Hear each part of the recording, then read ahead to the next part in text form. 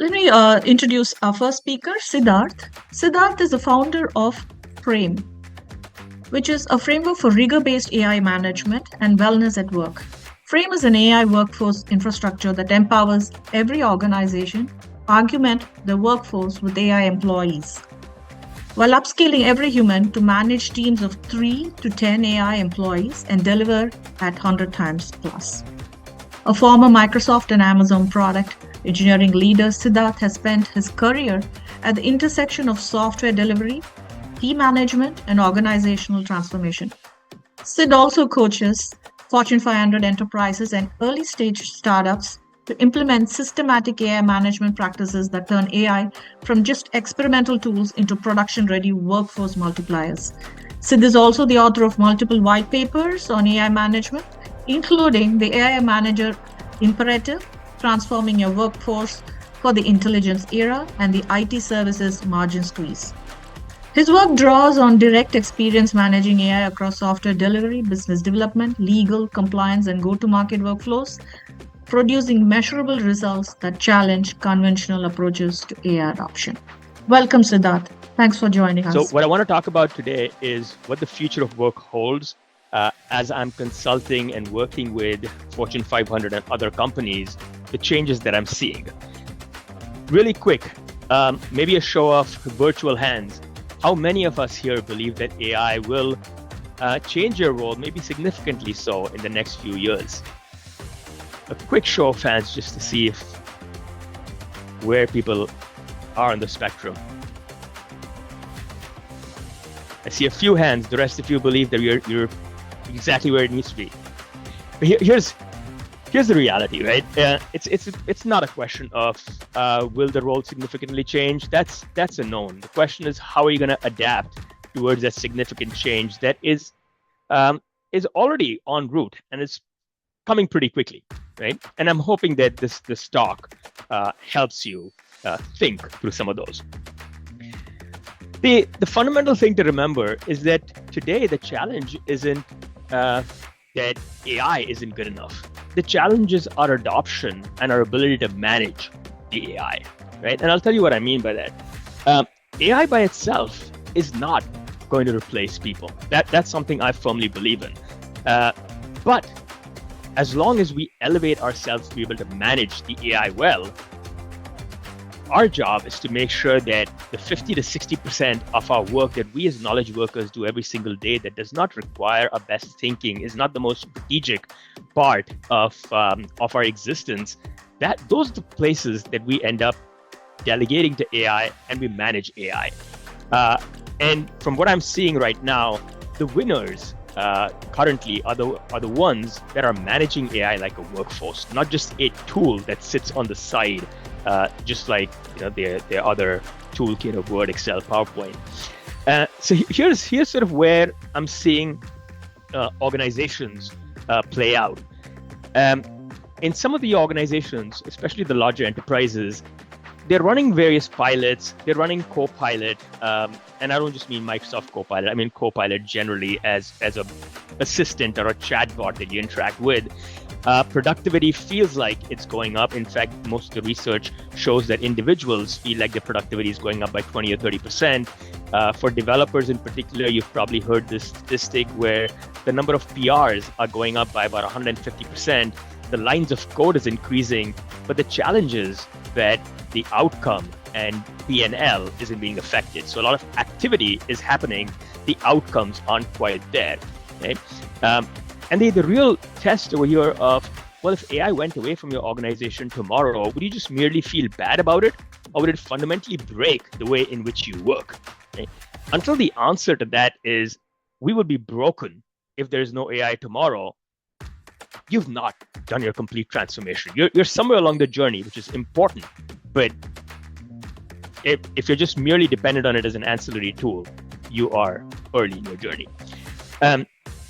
AI effectively amplifies what the processes, your ability to execute. If you've got tight management, tight processes, you will get wildly better with AI. If you have loose management, it's an opportunity to fail fast, learn what loose management is and fix it, right? But really get that management part right, and I'll talk to you a little bit more about what that means. If you're all part of organizations, you may see some of these anti-patterns, and the reason I bring these up is just so you're aware of what to watch out for so that you can improve it. The first one is around thinking that co-pilot assistance is equal to transformation, right? And like I mentioned earlier, it's a common misbelief, but it is a step in the right direction. Just don't assume that that step implies transformation, right? When AI is at the edge and you're using it as a chatbot, you may feel faster, but you've not made that leap, right? The second anti-pattern that's pretty common is we start hearing companies today, organizations talk about going AI native and changing entire workflows, changing processes, changing team structures without having even empowered their teams or their employees to be able to deliver their own function much faster and much more efficiently. So that's almost like boiling the ocean before you've even learned how to change a single person's habits. On the other end of the spectrum, an anti-pattern that you might see is delegating that transformation, right? Where a leader appoints somebody on their team and says, okay, you're going to run the transformation of my organization to being AI native. And the leader steps back and starts working on something else, right? At which point, if you've ever been in that situation where your leader tells you something but does something else, I think the natural instinct is, well, what they're doing is probably more important than what they're saying. So let me do that, right? So just be aware of that. The fourth one that you've probably seen all over the place right now is blowing up on Twitter and LinkedIn, usage being valued, things like token maxing, right? It's almost a new verb. And companies like Uber have come back and said the entire year IT budget got used up in 4 months by their LLM costs. Well, great. You're using it. That's fantastic. Again, a step in the journey, but don't confuse that with value. Right? And finally, bringing in consultants. Like it's always the step that enterprises jump into, spending millions on consultants. The challenge is if you haven't really been in this environment, if you aren't using AI actively, no amount of consulting is really going to transform you as an organization. Right? So just be aware of these 5 anti-patterns. Hopefully you guys aren't seeing all of these in your company, but just be aware so in case these happen, you've got corrective measures. Right? And what do corrective measures look like in this case? The organizations that I've seen being most successful in these AI journeys usually start with a very small step of building the habit. Right? That's where usage comes in, right? But I'm sorry to interrupt. Sid, just 1 second. Yes. I think if people are not able to see the slides. Oops. For people that are able to see the slides, would you mind putting your hands up? Or hand Yeah, up? I'm able to, for example, yeah. Heidi? You are. Okay. Here, let me try this once. I'm going to try stopping sharing and starting it one more time.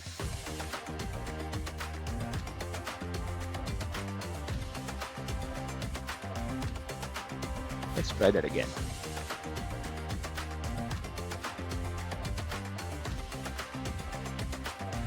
Okay. Heidi, were you not able to see it earlier? If so, would you mind telling me if you can see it now? The only thing I see is a white slide that says AI in interviewing, hiring, and the future workforce. That's the only slide I've seen. Okay. Is anyone else having that problem? You wouldn't mind coming off mute and letting me know? No, I'm able to see. Sid, this is Vidya. I think there are others. No, I'm able to see too. Yeah, Shilpa Bhatt is able to see. In which case, Heidi, would you mind trying to jump out of the call and jump back in? Sometimes I've seen that work. Okay. Okay, and while Heidi joins, just continuing this chain of thought. So build the habit, start using it. Once people start getting used to it, then you want to define the right sort of swim lanes of your existing job. Don't try to change the entire job immediately, right? But within your existing job, try to utilize AI to such an extent that you're kind of like 10x within your job, right?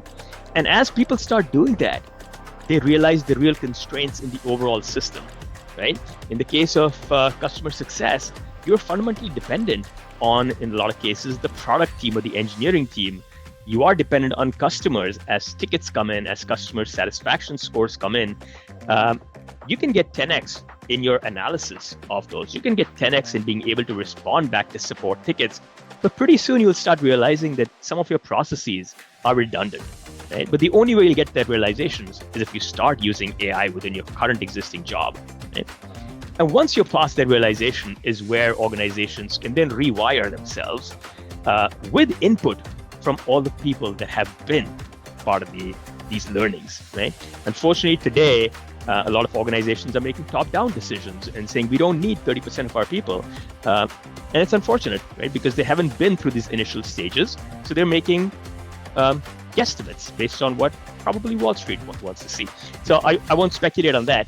But from the organizations that I've seen being successful, this has sort of been the staged flow they've gone through. Right? But what does it mean for you, right? What will work look like differently in the next couple of years that you need to be prepared for? You should be thinking of yourself as, even if you're an IC today, you will be a manager in the future. You'll be a manager of AI employees. AI employees will do a large portion of the grunt work that today you don't quite enjoy about your job, right? Market research, competitive analysis. The judgment will still be yours, right?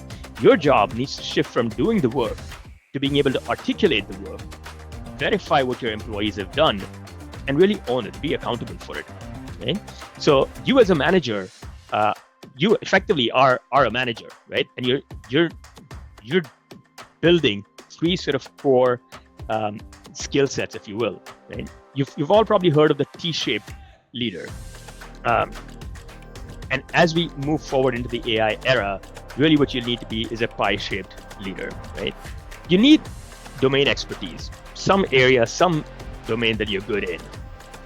You need a pillar of AI management where you can articulate, delegate, and be able to verify what your AI employees have done. And then a layer of breadth and judgment that allows you to have almost taste, ideation, creativity, right? So domain knowledge, AI management, and judgment, right?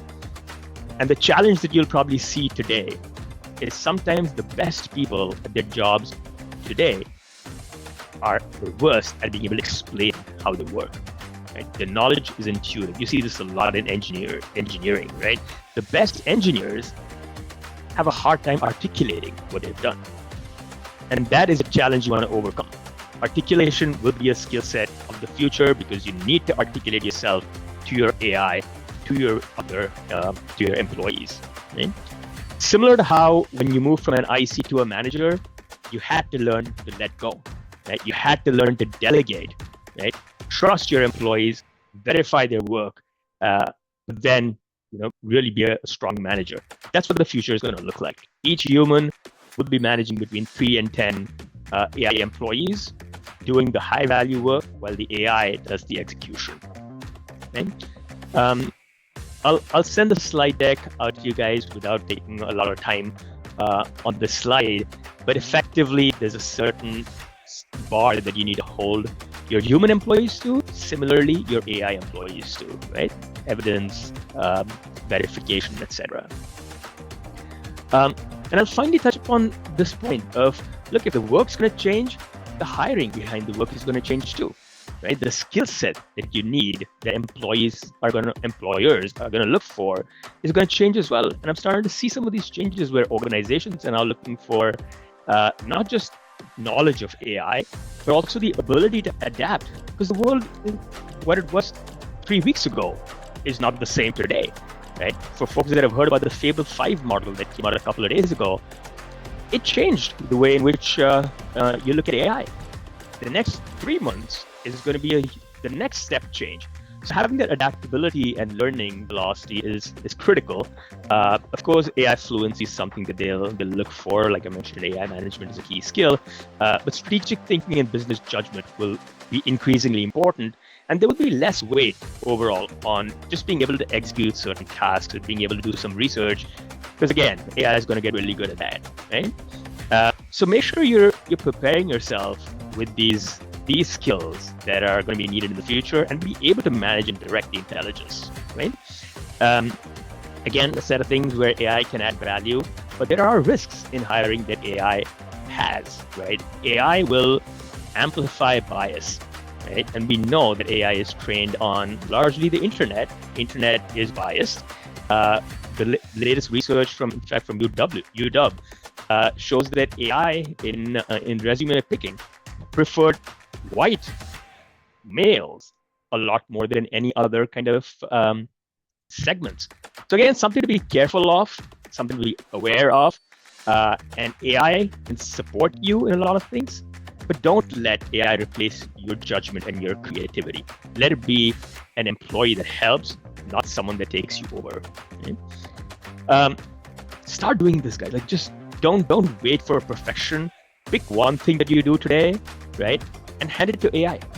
Right? Just hand it over as a job, not a small task, not update the cell in Excel, but go do this job application for me.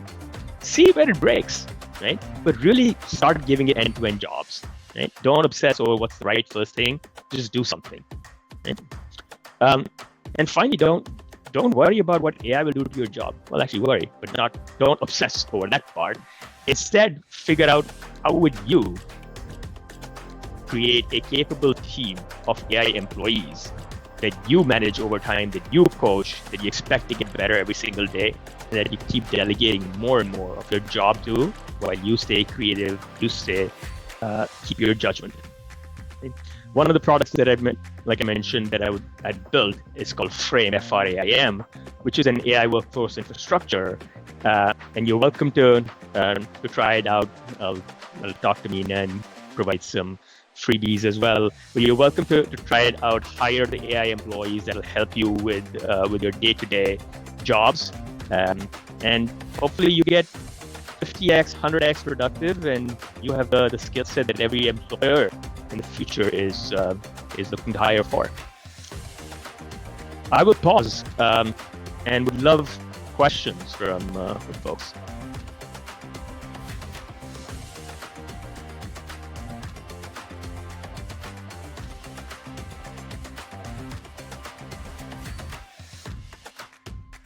Allison, please go ahead.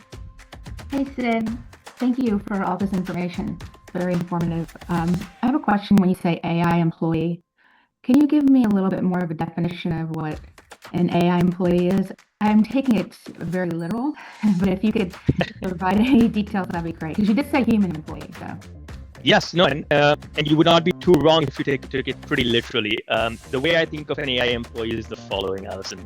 So when I was a product manager at Microsoft, a lot of what I had to do was writing specifications, conducting market research, talking to customers, putting together customer interview learnings. Right?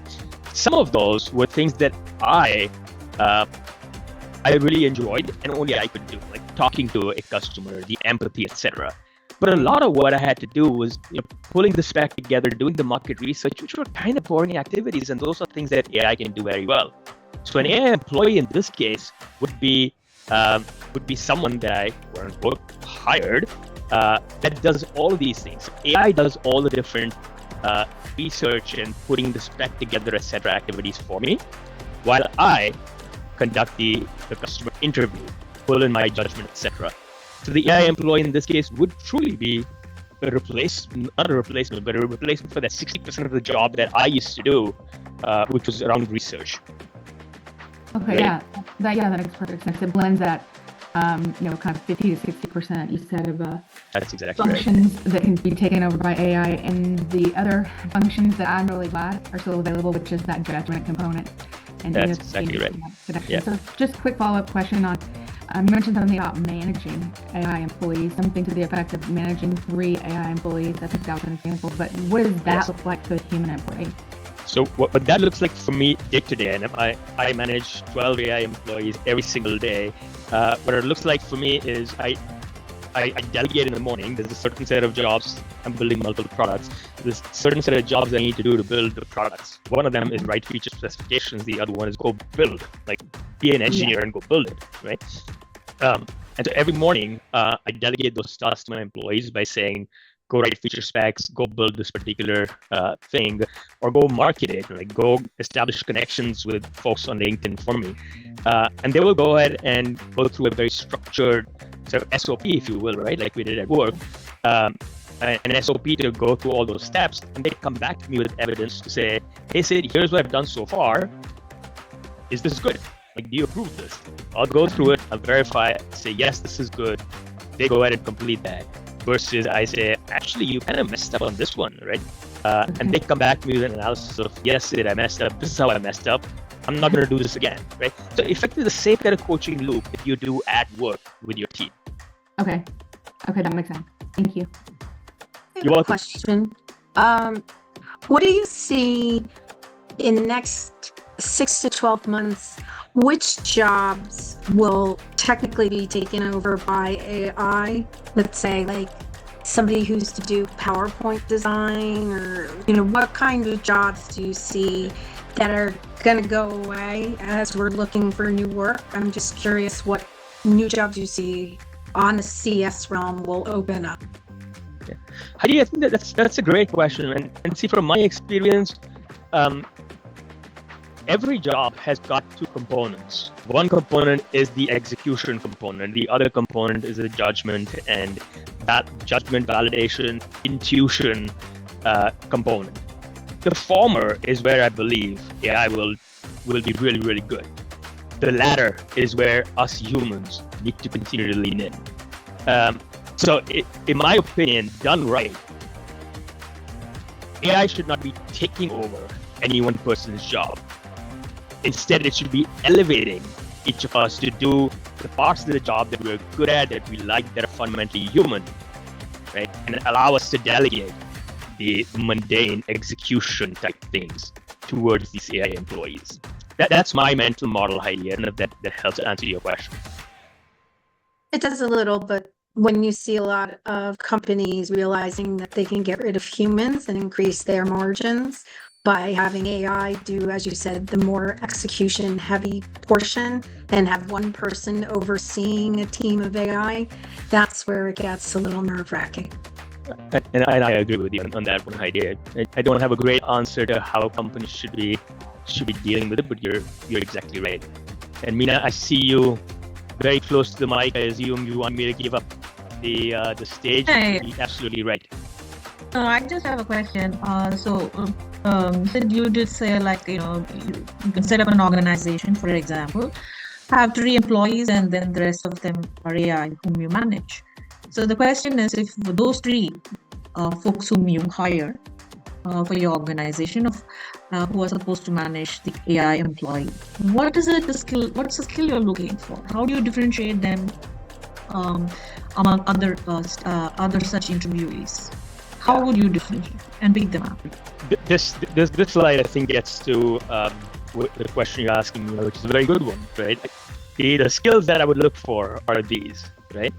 Are you in a position where you adapt and learn quickly, right?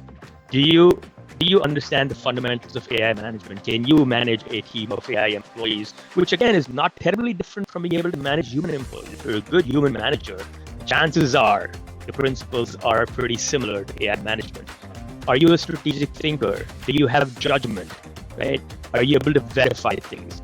Those are the skills that I would look for, as opposed to are you able to build beautiful looking PowerPoints? Yeah, can I make a comment just kind of dovetailing off what you said? So if I hear you correctly, Sid, when we look at the components or organizations are now hiring for, as an candidate going into an interview, do you believe that it would behoove me to, because many of the positions that I'm seeing have a very heavy AI component. I don't come yet to a position with the former company where I've really used AI, but in that vein, because I don't necessarily think it's a weakness for me, I think it's just how I position myself. Mm-hmm. But are you saying that just really positioning yourself and pushing harder on those 3 elements, and then maybe mentioning something about AI, AI training that I've been doing, or something to that effect? I guess because I understand what Heidi's saying, but I'm just a true believer that humans will always need some sort of human component. Granted, the company that may feel that way or not, but that's kind of a roundabout way of what I'm asking with regards to being a candidate. I have the same fundamental belief as you do, Alison. I would go one step further in addition to just saying that you've taken some training courses, which of course you should do. But in addition to that, really, like, back to the slide, use it. Like, truly use it. Don't just take training classes on it. Everyone needs to be a practitioner. You don't need to know the theory behind AI. You need to be able to leverage AI every day on the stuff that you do, but you don't really care to do much else, right? Like, even schedule management is a big. Okay, here's one quick example, and then Meena and Vidya, I'll hand back to you. Meena and Vidya and I we joined the call a little bit early, maybe 5 or 10 minutes earlier, and initially I was planning to just talk at these points and not really have a deck, and then we said, okay, we should probably have a deck. Luckily, I've got an AI employee that's good at taking talking points and other information and putting a deck together. In about 2 minutes is what it took for this entire deck to come together, right? Normally, I would have obsessed about this for like 6 hours to create this deck. 2 minutes is what it took, right? I needed to make sure that I gave it the right context, the right content, and then everything else was done by my AI employee. So that's sort of where things are, and this is where I'd love for you guys to just lean in and delegate.